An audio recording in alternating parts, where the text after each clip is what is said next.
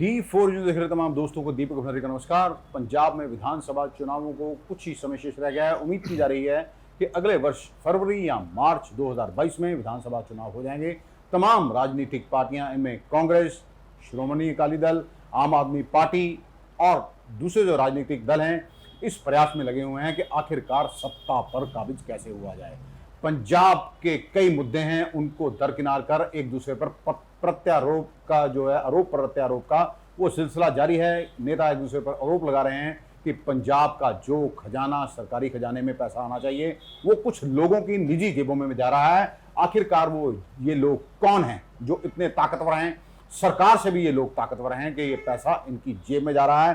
पंजाब में बेरोजगारी अहम मुद्दा है। युवा बाहर का, विदेशों का रुख कर रहा है। मुख्यमंत्री कैप्टन अमरिंदर सिंह को यह कहना पड़ा है कि किसान अब हरियाणा में जाकर आंदोलन करें या दिल्ली की सीमाओं पर आंदोलन करें, क्योंकि ये काले कानून जो हैं, ये कानून पंजाब सरकार ने नहीं, दिल्ली सरकार की ओर से लागू किए गए हैं। और हाल ही में मानव अधिकार जो संगठन है, आयोग की ओर से 4 राज्यों को से जवाब मांगा गया है, जिनमें दिल्ली, उत्तर प्रदेश, हरियाणा और राजस्थान शामिल हैं। इन सब चीजों को आखिरकार पंजाब और हमारा राजनीतिक सिस्टम है, देश को किस तरफ ले जा रहा है, इन सब चीजों को लेकर हम बात करेंगे। हमारे साथ हैं आज ये राजनीतिक विशेषज्ञ हैं, प्रोफेसर हैं पॉलिटिकल साइंस के DAV कॉलेज में, प्रोफेसर सुरेंद्र कुमार। इन सब तमाम चीजों को लेकर से बात करें। प्रोफेसर नमस्कार जी, पहले तो आपका D4 न्यूज़ चैनल में स्वागत है। तो प्रोफेसर थोड़ा दसना कि पंजाब के मुद्दे होए हैं, हर बार इलैक्शन होंगे हैं, मुद्दे हो ही रहते हैं, उन्होंने मुद्दों के आस पास गेम घूमती है। तो तुसी की समझते हो, ये सारा लोगों को बेवकूफ बना रही हैं राजनीतिक पार्टियां? नमस्कार भंडारी साहब, सब तो पहला बहुत बहुत शुक्रिया ਤੁਹਾਡੇ ਚੈਨਲ ਵੱਲੋਂ ਕਿ ਤੁਸੀਂ ਸਾਨੂੰ ਇਹ ਮੌਕਾ ਦਿੱਤਾ ਔਰ ਜੋ ਪੰਜਾਬ ਦੇ ਬਰਨਿੰਗ ਇਸ਼ੂਜ਼ ਨੇ ਉਹਨਾਂ ਉੱਤੇ ਸਾਨੂੰ ਬੋਲਣ ਦਾ ਮੌਕਾ ਦਿੱਤਾ। ਜਿੱਥੋਂ ਤੱਕ ਪੰਜਾਬ ਦੀ ਰਾਜਨੀਤੀ ਦਾ ਸਵਾਲ ਹੈ ਇਸ ਵੇਲੇ ਕਿ ਅਗਲੇ ਸਾਲ ਫਰਵਰੀ ਤੱਕ ਜੋ ਹੈ ਸਾਡੇ ਵਿਧਾਨ ਸਭਾ ਦੇ ਚੁਣਾਵ ਜੋ ਹੈ ਡਿਊ ਹਨ ਜੀ, ਔਰ ਹੋ ਸਕਦਾ ਹੈ ਕਿ ਆਉਣ ਵਾਲੇ 1-2 ਮਹੀਨੇ ਦੇ ਵਿੱਚ ਜੋ ਹੈ ਇਲੈਕਸ਼ਨ ਦੀਆਂ ਡੇਟਾਂ ਡਿਕਲੇਅਰ ਹੋ ਜਾਣ ਔਰ ਇੱਥੇ ਕੋਡ ਆਫ ਕੰਡਕਟ ਲੱਗ ਜਾਵੇ ਜੀ। इट मीनस कि प्रेजेंट जो कांग्रेस सरकार है वो को लगभग जो है 2 या 3 महीने बचे हैं, मैक्सिमम 4 महीने हो सकते हैं। ठीक है जी, दिसंबर, हाँ जी, दिसंबर तक। और पंजाब कांग्रेस या कांग्रेस पार्टी के जो वर्तमान मुख्यमंत्री ने कैप्टन अमरिंदर सिंह, उन्होंने लगभग 4.5 साल तो बाद उन्होंने की कारगुजारी है, उन्होंने अपनी पार्टी के प्रधान और बाकी जो है MLAs ने उत्ते सवालिया निशान खड़े कर दिते हैं। इट मीनस कि एक लंबी जो लिस्ट है मुख्यमंत्री उन्होंने हाई कमांड ने भी दी सी 18 सूत्री प्रोग्राम। उस तो बाद कांग्रेस के जोड़े नवे नियुक्त प्रधान ने नवजोत सिंह सिद्धू, उन्होंने भी कहा कि इन्होंने 18 के विचों आ 5 इंपॉर्टेंट जोड़े जोड़े इशूज़ है वो जल्दी हल करो, हल करो ना। लेकिन उस तो बाद भी कांग्रेस की प्रेजेंट जी पंजाब कांग्रेस है, सरकार है और जो लीडरशिप है, उन्होंने जो है तालमेल की जो है कमी ना होने करके इन्होंने मुद्दों के उपर कोई बहुती जो है तेजी के नाल प्रगति नहीं हो रही है, जिहदा खमियाजा पंजाब की जनता भुगत रही है। असी देखा है कि पिछले काफ़ी लंबे समय तो पंजाब का हर एक वर्ग, किसानों तो लैके डिफरेंट कैटागरीज ऑफ टीचर, चाहे स्कूल टीचर्स हैं, अजकल Punjab and Chandigarh college teachers union के सारे टीचर सड़कों पर हैं, धरनों पर हैं, रोडवेज के मुलाजिम सड़कों पर सन। लेकिन सरकार का इन्होंने लोगों दियां मंगां दे वल कोई ध्यान नहीं है। सरकार का इक्को पासे ध्यान है कि इस गद्दी नूं बचाया किवें जा सके, और गद्दी उत्ते बैठण वाले ये सोच रहे हैं कि उस तो बैठा किदां सत्ता ते काबूज होना एकमात्र लक्ष्य रह गया नेतावां दा। बिल्कुल जी, बिल्कुल। मतलब प्रोफेसर तुहानूं नहीं लगदा भी 4.5 साल ते कोई भी सरकार जदों आनी है, वादे ते बहुत कीते जांदे, क्योंकि 5 साल बाद लोगों की प्रायोरिटीज बदल जानी है, बिल्कुल मुद्दे होए रहंदे ने, एक दूसरे ते आरोप प्रत्यारोप का जिहड़ा सिलसिला शुरू हो जाता है। ये कहा जा रहा है, नवजोत सिंह सिद्धू ने कहा सीगा कि पैसे जिहड़े लोग सरकारी खजाने जाने चाहिए हैं, वो पैसा जिहड़ा लोगों की जेबां 'च जा रहा है, तो ये जो लोग कुछ लोगों की जेबां जा रहा है, तो वो या उन्होंने ते रोक लगाना ये लिए कौन जिम्मेदार है, तो रोक किन्ने लगानी है? क्योंकि ना तुसी रोक लगा सकते हो ना असी रोक लगा सकते हैं, तक सिस्टम ने रोक लगानी है उहदे उपर। देखो भंडारी साहब, बहुत वधिया तुसी सवाल ये चुकिया है कि पंजाब के जो जनता है वो ठगी हुई महसूस करती है। इस तो पहला अकालियां ने 10 साल राज किया, ਉਹਨਾਂ ਨੇ ਵੀ ਕਿਹਾ ਕਿ ਜੋ ਹੈ ਇਸ ਤੋਂ ਪਹਿਲਾਂ ਜਿਹੜੀ ਅਮਰਿੰਦਰ ਸਿੰਘ ਦੀ ਸਰਕਾਰ ਸੀ 2002 ਤੋਂ ਲੈ ਕੇ 7 ਤੱਕ ਰਹੀ, ਉਹ ਖਜ਼ਾਨਾ ਖਾਲੀ ਕਰ ਗਏ। ਉਹ ਕਹਿੰਦੇ ਇਹਨਾਂ ਦਾ ਕੰਮ ਤੇ ਹੋ ਗਿਆ ਵੀ ਲੁੱਟਾਂਗੇ ਤੇ ਕੁੱਟਾਂਗੇ। 2007 ਤੋਂ 17 ਤੱਕ ਅਕਾਲੀ ਦਲ ਦੀ ਸਰਕਾਰ ਸੀ ਬੀਜੇਪੀ ਦੇ ਨਾਲ, ਜਦੋਂ ਉਹ ਖਤਮ ਹੋਈ ਤਾਂ ਅਮਰਿੰਦਰ ਸਿੰਘ ਦੀ ਸਰਕਾਰ ਆਈ 17 ਦੇ ਵਿੱਚ, ਉਹ ਕਹਿੰਦੇ ਜੀ ਅਕਾਲੀ ਖਜ਼ਾਨਾ ਖਾਲੀ ਕਰ ਗਏ। ਔਰ ਇਹਨਾਂ ਨੇ ਆਹ ਜਿਹੜੀ ਸਰਕਾਰ ਹੈ ਪ੍ਰੈਜ਼ੈਂਟ, ਇਹਨਾਂ ਨੇ ਆਪਣੀ ਜੋ ਹੈ ਸੱਤਾ ਵਿੱਚ ਆਉਣ ਤੋਂ ਪਹਿਲਾਂ ਲੋਕਾਂ ਨੂੰ ਬਹੁਤ ਸਾਰੇ ਜੋ ਹੈ ਵਾਅਦੇ ਕੀਤੇ ਸੀ, ਸੁਪਨੇ ਦਿਖਾਏ ਸੀ। ਸੁਪਨੇ ਦਿਖਾਏ ਸੀ, ਠੀਕ ਹੈ, ਘਰ ਘਰ ਰੁਜ਼ਗਾਰ, ਠੀਕ ਹੈ, ਸਮਾਜ ਦੇ ਨਿਮਨ ਵਰਗ ਦੇ ਵਰਗਾ ਜੇ ਲੋਕਾਂ ਨੂੰ ਜੋ ਹੈ 5-5 ਮਰਲੇ ਦੇ ਪਲਾਟ ਦੇਵਾਂਗੇ, ਇੰਡਸਟਰੀ ਲਈ ਜੋ ਹੈ 5 ਰੁਪਏ ਪ੍ਰਤੀ ਜੋ ਹੈ ਬਿਜਲੀ ਦੇਵਾਂਗੇ, ਲੋਕਾਂ ਨੂੰ ਰੁਜ਼ਗਾਰ ਦੇਵਾਂਗੇ, ਖਜ਼ਾਨਾ ਭਰਾਂਗੇ। ਹੁਣ ਤੁਸੀਂ ਖਜ਼ਾਨੇ ਦੀ ਗੱਲ ਕੀਤੀ ਹੈ, ਹੁਣ ਇਹ ਖਜ਼ਾਨਾ ਭਰਨਾ ਕਿਹਨੇ ਹੈ? ਸਰਕਾਰ ਦੀ ਜ਼ਿੰਮੇਵਾਰੀ ਹੈ।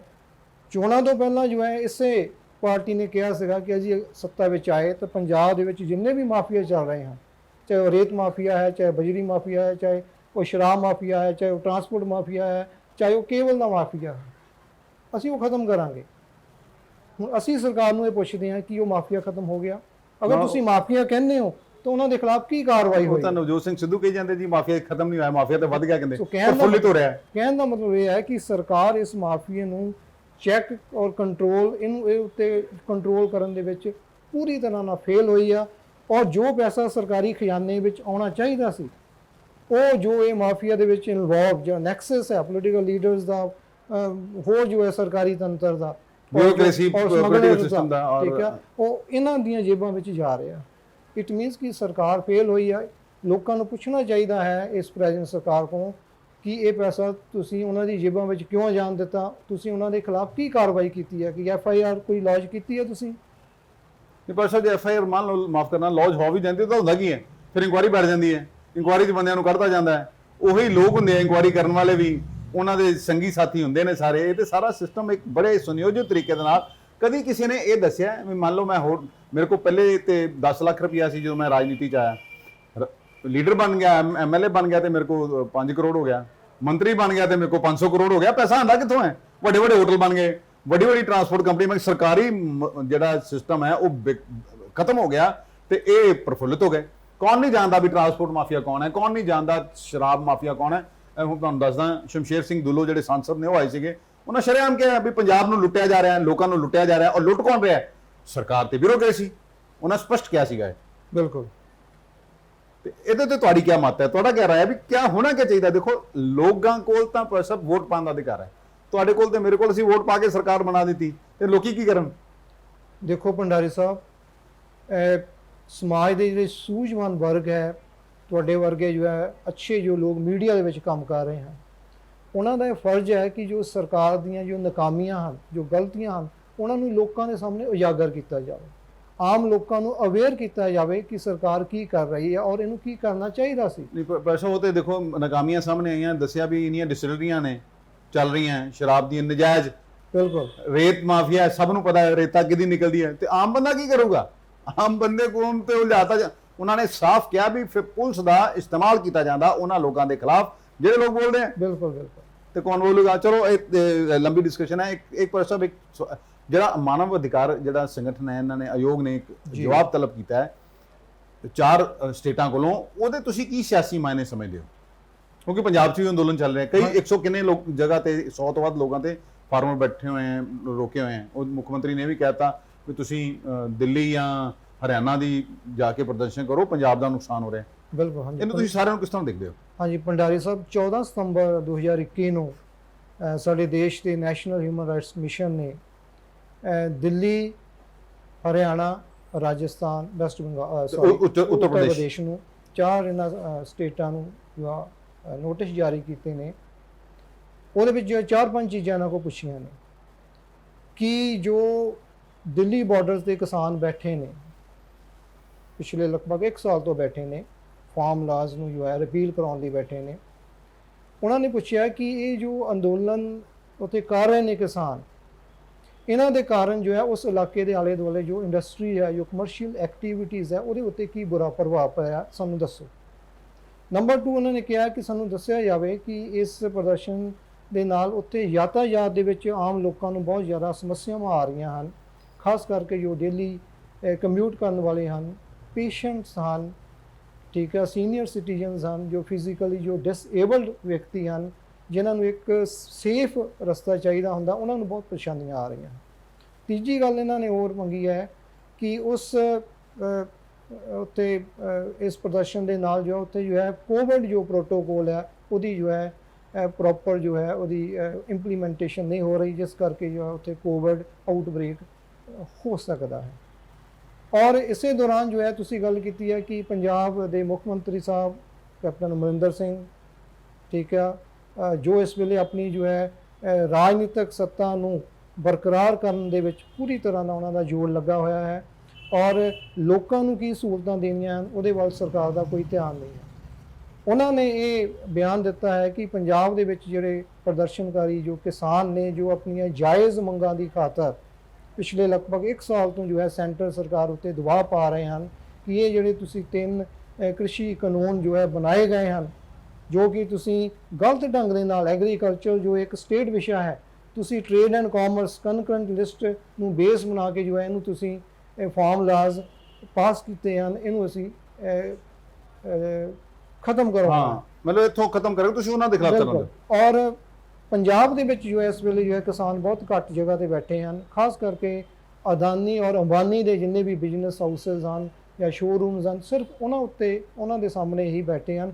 ਹੋਰ ਕੋਈ ਜੋ ਹੈ ਕਿਸਾਨ ਪੰਜਾਬ ਦੇ ਵਿੱਚ ਕੋਈ ਵੱਡੀ ਜੋ ਹੈ ਪ੍ਰਦਰਸ਼ਨ ਨਹੀਂ ਕਰ ਰਹੇ ਹਨ। ਹੁਣ ਕੈਪਟਨ ਸਾਹਿਬ ਨੇ ਕਿਹਾ ਹੈ ਪੰਜਾਬ ਦੇ ਕਿਸਾਨਾਂ ਨੂੰ ਕਿ ਤੁਸੀਂ ਜੋ ਹੈ ਪੰਜਾਬ ਦੇ ਵਿੱਚੋਂ ਆਪਣੇ ਪ੍ਰਦਰਸ਼ਨ ਖਤਮ ਕਰਕੇ ਜੋ ਹੈ ਸੈਂਟਰ ਵੱਲ ਜੋ ਹੈ ਮੁੱਖ ਕਰੋ। ਇੱਥੇ ਬਿਲਕੁਲ ਜੋ ਹੈ ਆਪਣਾ ਜੋ ਹੈ ਪ੍ਰਦਰਸ਼ਨ ਖਤਮ ਕਰ ਦਿਓ, ਕਿਉਂਕਿ ਇਹਦੇ ਨਾਲ ਪੰਜਾਬ ਨੂੰ ਬਹੁਤ ਜ਼ਿਆਦਾ ਆਰਥਿਕ ਨੁਕਸਾਨ ਹੋ ਰਿਹਾ। ਹੁਣ ਆਪੋਜੀਸ਼ਨ ਪਾਰਟੀ, ਚਾਹੇ ਸ਼੍ਰੋਮਣੀ ਅਕਾਲੀ ਦਲ ਹੈ, ਚਾਹੇ ਉਹ ਆਮ ਆਦਮੀ ਪਾਰਟੀ ਹੈ, ਈਵਨ ਕਾਂਗਰਸ ਦੇ ਅੰਦਰੂਨੀ ਕੁਛ ਜਿਹੜੇ ਲੋਕ ਇਹ ਕਹਿ ਰਹੇ ਹਨ ਕਿ ਕੈਪਟਨ ਸਾਹਿਬ ਦੀ ਲੱਗਦਾ ਹੈ ਕਿ ਇਹ ਬੀਜੇਪੀ ਦੀ ਬੋਲੀ ਬੋਲ ਰਹੇ ਹਨ, ਕਿਉਂਕਿ ਕਿਸਾਨ ਤਾਂ ਸਿਰਫ ਜੋ ਅਦਾਨੀ ਔਰ ਅਬਾਨੀ ਦੇ ਜੋ ਬਿਜ਼ਨਸ ਹਾਊਸਸ ਹਨ ਜਾਂ ਬਿਜ਼ਨਸ ਇੰਟਰਸਟ ਹਨ ਉਹਨਾਂ ਦੇ ਸਾਹਮਣੇ ਬੈਠੇ ਹਨ। ਔਰ ਮੀਨਸ ਕਿ ਕੈਪਟਨ ਸਾਹਿਬ ਦੀ ਅੰਦਰ ਖਾਤੇ ਜੋ ਹੈ ਸਾਂਠਗਾਂਠ ਨਜ਼ਰ आ रही है कि अदानी और ऐसे आरोप लगने शुरू हो गए, हो सकती है, ऐसे आरोप लगने शुरू हो गए जी। ਪਲੇ ਸਿਆਸੀ ਮਾਇਨੇ ਕੀ ਕਰਦੇ ਹੋ ਤੁਸੀਂ ਇਹਦੇ ਵੀ ਕੀ ਸਿਆਸੀ ਮਾਇਨੇ? ਦੇਖੋ ਇੱਕ ਕਿਸਾਨਾਂ ਨੂੰ ਤੇ ਫਾਰਮਰਾਂ ਨੂੰ ਤੇ ਵਿਰੋਧ ਕਰਦੇ ਆ ਕਰੀਬ 9-10 ਮਹੀਨੇ ਚੱਲੇ ਦਿੱਲੀ ਤੇ ਜਿਹੜਾ ਹਿਊਮਨ ਰਾਈਟਸ ਆਰਗੇਨਾਈਜੇਸ਼ਨ ਹੈ ਹੁਣ 10 ਮਹੀਨੇ ਬਾਅਦ ਯਾਦ ਆਈ ਲੋਕਾਂ ਦੀ ਇਹਨਾਂ ਨੂੰ, ਪਹਿਲੇ ਸੁੱਤੇ ਸੀ। ਬਿਲਕੁਲ ਹਾਂਜੀ, ਦੇਖੋ ਕਿਸਾਨੀ ਅੰਦੋਲਨ ਸ਼ੁਰੂ ਹੋਇਆ ਸੀ ਆਪਣੀਆਂ ਜਾਇਜ਼ ਮੰਗਾਂ ਨੂੰ ਲੈ ਕੇ, ਹੌਲੀ ਹੌਲੀ ਜੋ ਹੈ ਸਰਕਾਰਾਂ ਉੱਤੇ ਦਬਾਅ ਪੈਂਦਾ ਗਿਆ, ਖਾਸ ਕਰਕੇ ਸੈਂਟਰ ਸਰਕਾਰ ਦੇ ਉੱਤੇ। ਸੈਂਟਰ ਸਰਕਾਰ ਨੇ ਹਰਿਆਣਾ ਨੂੰ ਆਪਣੇ ਇੱਕ ਮੋਹਰਾ ਬਣਾ ਕੇ ਜੋ ਹੈ ਇਸ ਅੰਦੋਲਨ ਨੂੰ ਜੋ ਹੈ ਦਬਾਉਣ ਦੀ ਕੋਸ਼ਿਸ਼ ਕੀਤੀ। ਕਰਨਾਲ ਦਾ ਐਪੀਸੋਡ ਵੀ ਉਸੇ ਤਰ੍ਹਾਂ ਦਾ ਰਿਹਾ ਜੀ, ਜਦੋਂ ਐਸਡੀਐਮ ਨੇ ਲਾਠੀ ਜਦੋਂ ਕਿਸਾਨਾਂ ਨੇ ਇੱਥੋਂ ਜਾਣਾ ਸੀ ਕਿਸ ਤਰ੍ਹਾਂ ਉਹਨਾਂ ਨੂੰ ਰੋਕਿਆ ਗਿਆ। ਔਰ ਹੁਣ ਵੀ ਜੋ ਹੈ ਕਿਸਾਨਾਂ ਨੇ ਮਹਾਪੰਚਾਇਤ ਜੋ ਕੀਤੀ ਹੈ, ਜਿਹਦੇ ਉਹਨਾਂ ਨੇ ਕਿਹਾ ਵੀ ਤੁਸੀਂ ਜੋ ਹੈ ਅਧਿਕਾਰੀ ਕਰਨੀ ਪਈ, ਫਿਰ ਉਹਨਾਂ ਨੇ ਉਸ ਤੋਂ ਬਾਅਦ ਅਧਿਕਾਰੀ ਦੇ ਖਿਲਾਫ ਜੋ ਹੈ ਕਾਨੂੰਨੀ ਕਾਰਵਾਈ ਬਣਦੀ, ਇੱਕ ਜੁਡੀਸ਼ੀਅਲੀ ਕਮੇਟੀ ਦੀ ਜਾਂਚ 1 ਮਹੀਨੇ ਚ ਰਿਪੋਰਟ ਦੇਗੀ, ਉਹ ਬਣਾਤੀ ਗਈ ਹੈ। ਔਰ ਹੁਣ ਪੰਜਾਬ ਦੀ ਤੁਸੀਂ ਗੱਲ ਕੀਤੀ ਹੈ ਕਿ ਪੰਜਾਬ ਦੇ ਵਿੱਚ ਜਿਹੜੇ ਸਿਆਸੀ ਮਾਨੇ ਕੀ ਹਨ। ਹੁਣ ਆਪਾਂ ਗੱਲ ਕਰ ਰਹੇ ਹਾਂ ਕਿ ਪੰਜਾਬ ਦੇ ਵਿੱਚ ਜੋ ਹੈ ਕੈਪਟਨ ਅਮਰਿੰਦਰ ਸਿੰਘ ਔਰ ਨਵਜੋਤ ਸਿੰਘ ਸਿੱਧੂ ਦੋ ਧਰੋ ਬਣੇ ਹੋਏ ਹਨ। ਨਵਜੋਤ ਸਿੰਘ ਸਿੱਧੂ ਤੇ ਸਪਸ਼ਟ ਕਹਿ ਰਹੇ ਹਨ ਵੀ ਮੁੱਖ ਮੰਤਰੀ ਕੈਪਟਨ ਅਮਰਿੰਦਰ ਸਿੰਘ ਤੇ ਬਾਦਲ ਪਰਿਵਾਰ ਮਿਲੇ ਹੋਏ ਆ। ਔਰ ਹੁਣ ਜੋ ਹੈ ਇਹ ਬਿਆਨ ਦੇ ਕੇ ਕੈਪਟਨ ਨੇ ਕਿ ਸਾਰੇ ਕਿਸਾਨਾਂ ਨੂੰ ਦਿੱਲੀ ਵੱਲ ਚਲੇ ਜਾਣਾ ਚਾਹੀਦਾ ਹੈ, ਤੇ ਕੁਝ ਪਾਰਟੀਆਂ ਨੇ ਅੰਦਰ ਖਾਤੇ ਇਹ ਵੀ ਕਹਿਣਾ ਸ਼ੁਰੂ ਕਰਤਾ ਹੈ ਕਿ ਅਗਰ ਪੰਜਾਬ ਦੇ ਵਿੱਚ ਨਵਜੋਤ ਸਿੰਘ ਸਿੱਧੂ ਸਰਕਾਰ ਗਿਰਾਉਣ ਦੀ ਕੋਸ਼ਿਸ਼ ਕਰਦੇ ਨੇ ਤੇ ਹੋ ਸਕਦਾ ਹੈ ਕਿ ਕੈਪਟਨ ਨੇ ਇੱਕ ਆਪਣਾ ਸਬਸਟੀਟਿਊਟ ਤਿਆਰ ਕੀਤਾ ਹੋਵੇ ਕਿ ਉਹ ਥੋੜੀ ਬੀਜੇਪੀ ਦੀ ਬੋਲੀ ਬੋਲ ਰਹੇ ਹਨ, ਕਿ ਉਹਨਾਂ ਦਾ ਸਮਰਥਨ ਉੱਪਰੋਂ ਲੈ ਕੇ ਆਉਣ ਵਾਲੀਆਂ ਚੋਣਾਂ ਵਿੱਚ 2022 ਦੇ ਚੋਣਾਂ ਨੂੰ ਧਿਆਨ ਵਿੱਚ ਰੱਖ ਕੇ ਕਿ ਕਿਤੇ ਪਾਸਾ ਪਲਟ ਕੇ ਜੋ ਹੈ ਬੀਜੇਪੀ ਦਾ ਸਾਥ ਲੈ ਕੇ ਮੈਂ ਉਹਦੇ ਹੋਰ ਸਮੈਸੀ ਮਾਨੇ ਵੀ ਕੱਢੇ ਜਾ ਰਹੇ ਨਾ ਜੀ, ਵੀ ਹੋ ਸਕਦਾ 2022 ਤੱਕ ਤਾਂ ਕੈਪਟਨ ਅਮਰਿੰਦਰ ਸਿੰਘ ਦੀ ਕੁਰਸੀ ਇਦਾਂ ਹੀ ਚੱਲਦੀ ਰਹੇ, ਬਾਅਦ ਚੋਂ ਪੰਜਾਬ ਨੂੰ ਇੱਕ ਡਿਸਟਰਬਡ ਏਰੀਆ ਸਟੇਟ ਘੋਸ਼ਿਤ ਕਰਕੇ ਤੇ ਰਾਸ਼ਟਰਪਤੀ ਲਾਗੂ ਲਾਤਾ, ਜਾਂ ਫਿਰ ਇਹ ਕਿਹਾ ਜਾਵੇ ਉੱਪਰੋਂ ਵੀ as a acting CM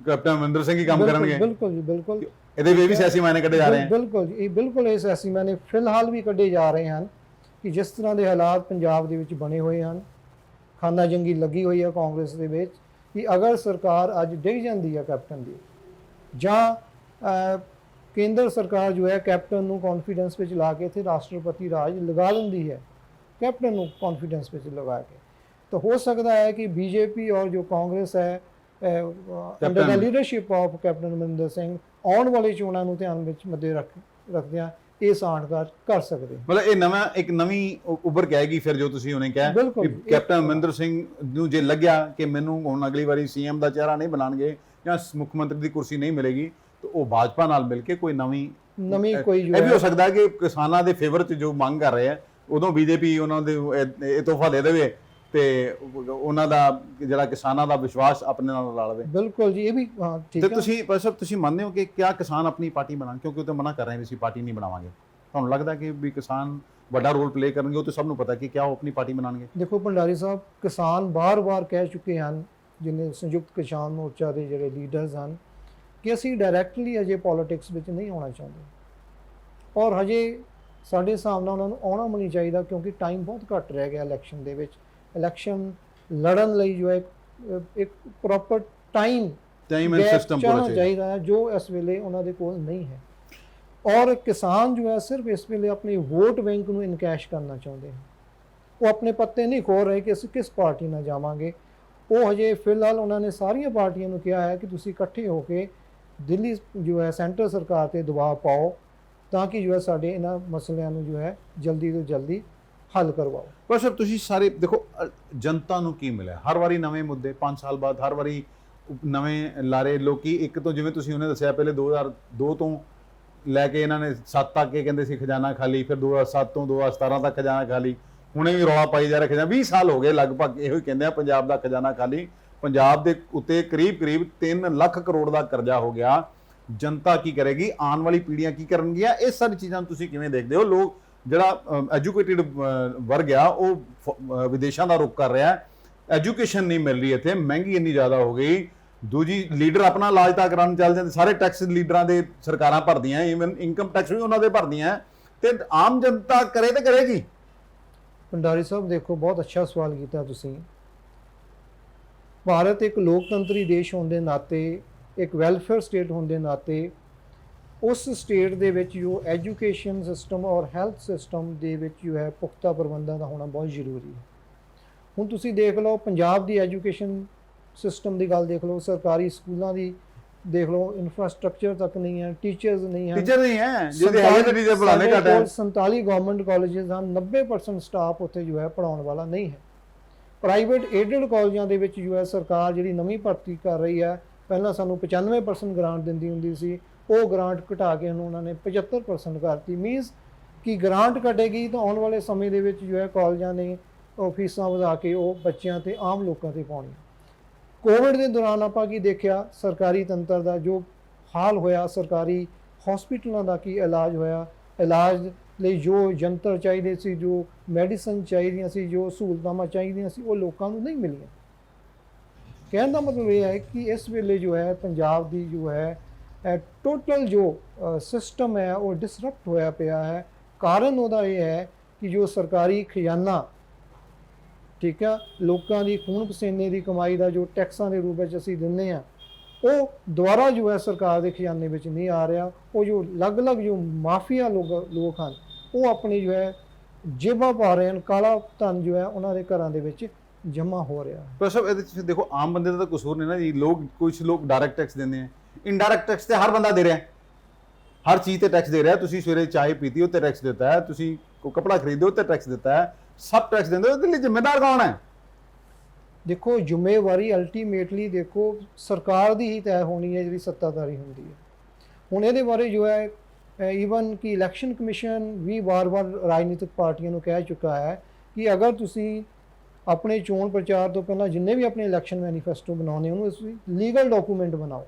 but ਉਹ ਲੀਗਲ ਡਾਕੂਮੈਂਟ ਨੂੰ ਮੰਨ ਲਓ ਜੇ ਕੋਰਟ 'ਚ ਚੈਲੰਜ ਹੋ ਜਾਏਗਾ, ਤੇ ਕੋਰਟਾਂ ਦਾ ਤੁਹਾਨੂੰ ਹਾਲ ਪਤਾ ਹੀ ਹੈ, ਕਈ ਸਾਲ ਸੁਣਵਾਈ ਨਹੀਂ ਹੁੰਦੀ, ਫਿਰ ਲੋਕ ਮੂਰਖ ਬਣ ਜਾਂਦੇ ਆ। ਮਤਲਬ ਲੋਕ ਕਦੀ ਇਸ ਅਸੀਂ ਇਹ ਦੱਸਣਾ ਚਾਹੁੰਦੇ ਹਾਂ ਵੀ ਲੋਕ ਅਸੀਂ ਇਸ ਭੰਵਰ ਜਾਲ ਚੋਂ ਕਦੇ ਨਿਕਲ ਪਾਣਗੇ, ਜਾਂ ਕਦੀ ਇੱਕ ਰਾਜ ਕਰੇਗਾ ਤੇ ਕਦੀ ਦੂਜਾ ਰਾਜ ਕਰੇਗਾ, ਫਿਰ ਉਹ ਰਾਜ ਕਰੇਗਾ ਤੇ ਫਿਰ ਉਹ ਰਾਜ ਕਰੇਗਾ। ਜਨਤਾ ਦਾ ਖੂਨ ਨਿਚੋੜਦਾ ਰਿਹਾ, ਜਿਵੇਂ ਅੰਗਰੇਜ਼ ਨਿਚੋੜਦੇ ਰਹੇ, ਹੁਣ ਇਹ ਨਿਚੋੜ ਰਹੇ ਹੈ। ਬਿਲਕੁਲ ਸਹੀ ਕਿਹਾ ਭੰਡਾਰੀ ਸਾਹਿਬ। ਦੇਖੋ, ਭਾਰਤ ਇੱਕ ਪਿਛੜੀ ਤੋਂ ਜੋ ਹੈ ਵਿਕਾਸਸ਼ੀਲ ਜੋ ਹੈ ਅਰਥ ਵਿਵਸਥਾ ਦੇ ਵੱਲ ਵੱਧ ਰਿਹਾ ਹੈ।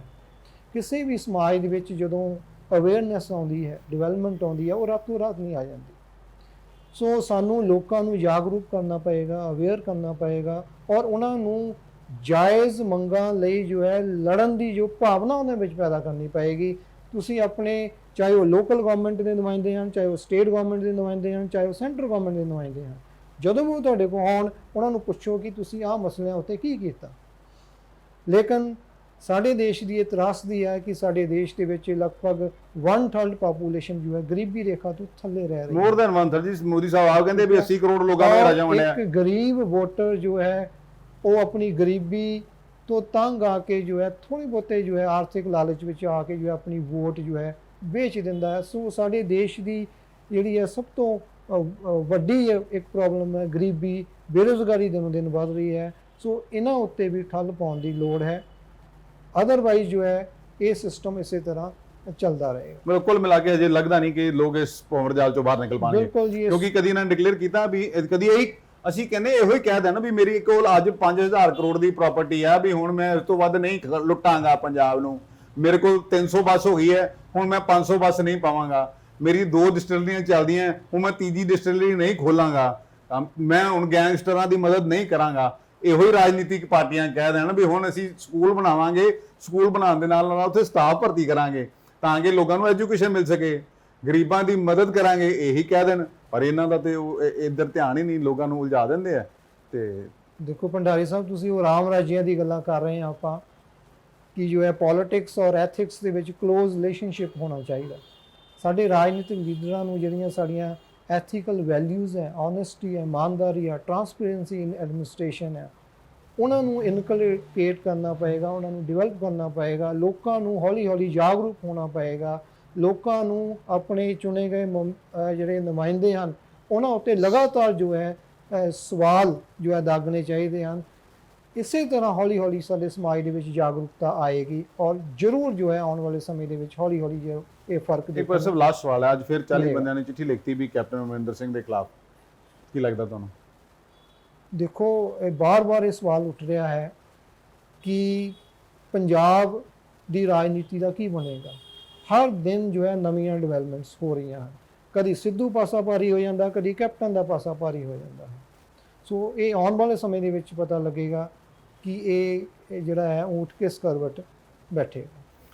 ਇੱਕ ਹੋਰ ਸਵਾਲ ਹੈ ਜੀ, ਕੱਲ 17 ਸਤੰਬਰ ਨੂੰ ਸੁਖਬੀਰ ਬਾਦਲ ਦਿੱਲੀ 'ਚ ਰੋਸ ਮਾਰਚ ਕੱਢ ਰਹੇ ਹਨ ਕਾਲੇ ਕਾਨੂੰਨਾਂ ਦੇ ਖਿਲਾਫ। ਐਸਾ ਕਿਹਾ ਜਾ ਰਿਹਾ ਕਿ ਕਾਲੇ ਕਾਨੂੰਨਾਂ ਨੂੰ ਕ੍ਰਿਸ਼ੀ ਕਾਨੂੰਨ ਬਣਾਉਣ ਦੇ ਵਿੱਚ ਇਸ ਪਾਰਟੀ ਦਾ, ਸ਼੍ਰੋਮਣੀ ਅਕਾਲੀ ਦਲ ਬਾਦਲ ਦਾ ਬਹੁਤ ਵੱਡਾ ਹੱਥ ਸੀਗਾ।